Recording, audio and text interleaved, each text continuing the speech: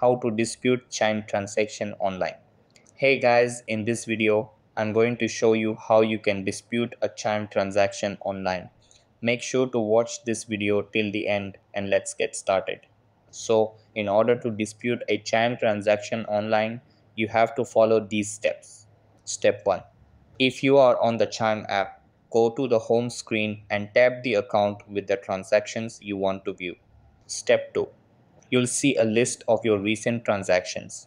The top of the list will show any pending transactions or transactions that the merchant hasn't yet fully processed. Step 3.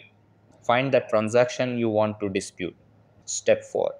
Tap Problem with this transaction and follow the prompts to proceed with the dispute. Step 5. If you prefer using the phone, you can call Chime at 844-244-6363 to dispute a transaction or report unrecognized activity on your account. So that's how you can dispute a Chime transaction online. That's all for this video.